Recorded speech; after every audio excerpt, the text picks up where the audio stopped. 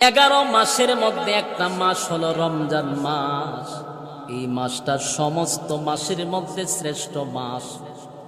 এই মাসে যদি কেউ 1 ওয়াক্ত নামাজ পড়ে, 1 রাকাত নামাজ পড়লে 70 রাকাতের সওয়াব আল্লাহ দান করে।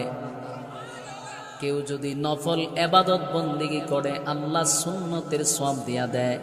কেউ যদি সুন্নত পড়ে ফরজের সওয়াব দিয়া দেয়। সুবহানাল্লাহ।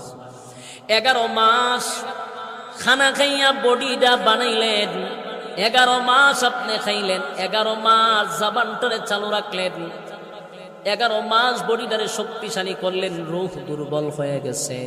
আল্লাহ রব্বুল আলামিন বলেন, আমি এমন একটা মাস তোমাদের সামনে দিলাম, এই মাসে তোমাদের জবানকে হেফাজত করো, তোমরা খাবারগুলি নিয়মের ভিতরে রাখো, আর রূহকে সময় দাও, ইবাদত বন্দিগির মধ্যে সময়টা কাটাও। 1 মাস যদি কেউ ইবাদত বন্দিগি করে, 11 মাস খাইয়া বডিরে যেই পরিমাণ শক্তিশালী বানাইছেন, রমজান মাসে যদি পুরা 1 মাস ইবাদত বন্দিগি করে, এর থেকে বেশি শক্তিশালী আল্লাহ রূহ বানায়া দেয়।